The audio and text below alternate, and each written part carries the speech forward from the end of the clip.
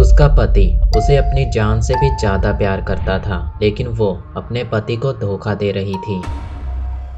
Sniper छत पे बैठा था और उसका निशाना था स्टोर में आने वाला हर एक आदमी। सिर्फ कुछ ही मिनटों में उसने स्टोर में लाशों का ढेर लगा दिया। हो सकता है वो उसका पति हो, पर किसी को क्या पता था कि बात कुछ और है।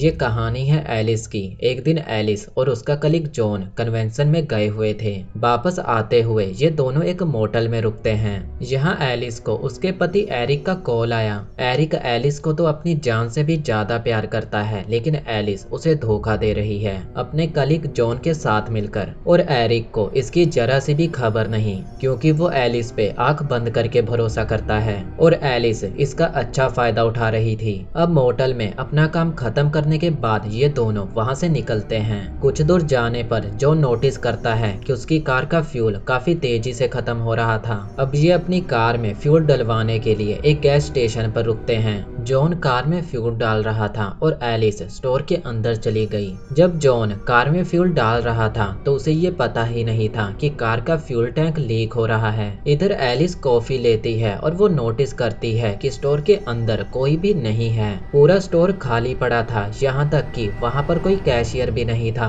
तो एलिस काउंटर पर ही पैसे रखकर वहाँ से जाने लगी, लेकिन तभी वो देखती है कि सामने शीशे पर बहुत सारा खून लगा हुआ है। वो समझ जाती है कि यहाँ पर कुछ तो गड़बड़ है, इसलिए वो तुरंत वहाँ से बाहर निकलने लगी। पर जैसे ही वो बाहर निकलने वाली थी, तभी बाहर से कोई उसके कंधे पर शूट करता है। उसके कंधे से बहुत सारा खून निकल रहा था और अभी भी कोई लगातार उस पे गोलियां चलाए जा रहा था। वो बचकर एक शेल के पीछे जा छुपती है और जॉन को आवाज लगाती है, पर जॉन को उसकी आवाज सुनाई नहीं दे रही थी, क्योंकि वो कार में बैठा फुल वॉल्यूम में गाने सुन रहा था। सबसे पहले एलिस अपने कंधे से निकल रहे खून को रोकने के लिए उस पे एक कपड़ा बांधती है। उसका फोन भी उसी जगह पर छूट गया था जहाँ पर उस पे पहली बार गोली चली थी। वो अपने फोन को लेने के लिए आगे बढ़ती है, लेकिन स्नाइपर उसके फोन को ही शूट करके उड़ा देता है। अब वो यहाँ से निकलने के लिए कोई और रास्ता देख रही थी, लेकिन तभी उसे काउंटर पर पड़े एक वॉकी टॉकी में से किसी की आवाज सुनाई देती है। पर अगर वो वॉकी टॉकी उठाने जाएगी तो स्नाइपर एक ही सेकंड में उसे शूट करके मार डालेगा। तो एलिस यहाँ पर एक चाल चलती है। वो हवा में कुछ चीजों को फेंकती है, जिससे स्नाइपर का ध्यान भटक जाता है और वो उन चीजों को शूट करने लगता है। अब स्नाइपर एक बार में एक ही गोली चला सकता था, इसलिए जब उसने हवा में उछली चीजों को शूट किया तो इतने में एलिस भागकर वॉकी टॉकी उठा लेती है।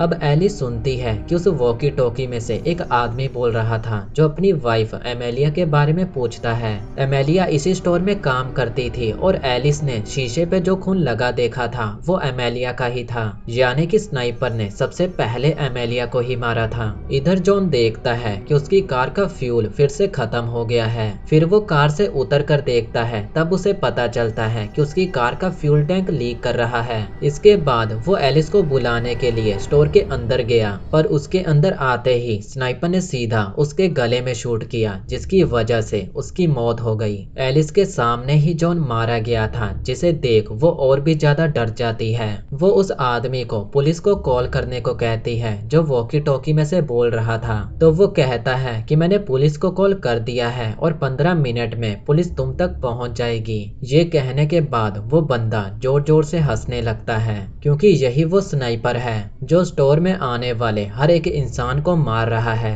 अब वो यहाँ से बाहर कैसे निकलेगी उसे नहीं पता था, तो वो स्टोर की लाइट बंद करने का सोचती है ताकि स्नाइपर उसे देख ही ना सके। पहले तो वो चीजों को स्विच के ऊपर फेंक कर उसे बंद करने की कोशिश करती है, पर इसका कोई फायदा नहीं होता। तो वो एक लोहे के शेल के जरिए दूसरी ओर जाने लगती है। इस दौरान स्नाइपर उस पर कई बार शूट करता है, लेकिन वो किसी तरह स्टोर की लाइट बंद कर ही देती है। अब स्नाइपर उसे वॉकी टॉकी पर बात करता है। स्नाइपर उसे बताता है कि एमेलिया ही उसकी वाइफ थी, लेकिन वो उसे धोखा दे रही थी, तो उसने अपनी वाइफ को ही मार डाला। अब एलिस को ऐसा लगता है कि कहीं ये स्नाइपर उसे इसलिए तो नहीं मारना चाहता क्योंकि वो भी तो अपने पति एरिक को धोखा दे रही थी, और ये स्नाइपर कहीं एरिक की तो नहीं है। तभी वहां पर एक कार आई जिसमें से डक नाम का एक बंदा निकलकर स्टोर के अंदर आ गया, और एमेलिया का जिसके साथ अफेयर था वो यही है। एलिस उसे छुपने का कहकर सारी बात बताती है,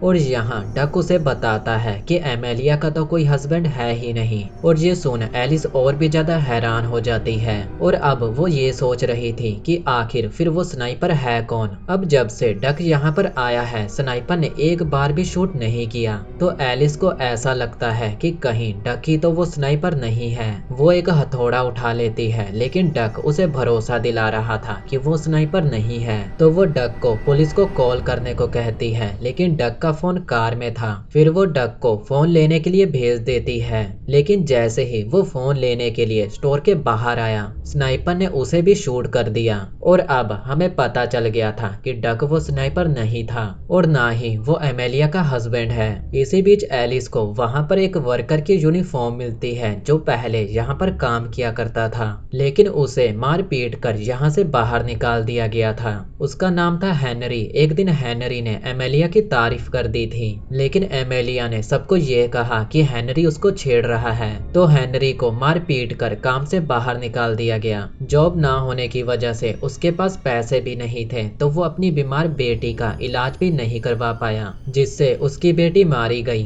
अब एलिस को ऐसा लगता है कि वो स्नाइपर हेनरी ही है। वो पूरे स्टोर में छाते लगा देती है ताकि वो स्नाइपर की नजरों से बच सके। इसी बीच वहां से एक पुलिस की कार भी गुजरती है, लेकिन वो वहां बिना रुके ही चली जाती है। अब एलिस को किसी तरह अपनी कार में से फोन उठाना ही था, तो वो स्नाइपर से बचते हुए अपनी कार के पास जाने लगी, लेकिन स्नाइपर उस पर शूट करने लगा, तो वो भागकर वापस स्टोर के अंदर आ गई, लेकिन अब गोली उसके पैर में लग चुकी थी। वो काफी ज्यादा दर्द में थी और अपने जख्मों को सुपर ग्लू से चिपका देती है। वो स्नाइपर से बात करते हुए अपनी जान की भीख मांगती है, और इसी बीच वो हेनरी का नाम भी लेती है, लेकिन स्नाइपर उसे कहता है कि ये हेनरी कौन है, जिससे एलिस को ये पता चल जाता है कि ये स्नाइपर हेनरी नहीं है। और अब एलिस का सीधा शक एरिक पर जाता है क्योंकि एलिस उसे धोखा दे रही थी। तभी वहां पर एक कार आई और उस कार में से एक आदमी बाहर निकला, और जैसे ही वो आदमी दूसरी कार में एक लाश देखता है तो वो भागकर वहां से जाने लगा, लेकिन वो स्नाइपर उसे शूट कर देता है।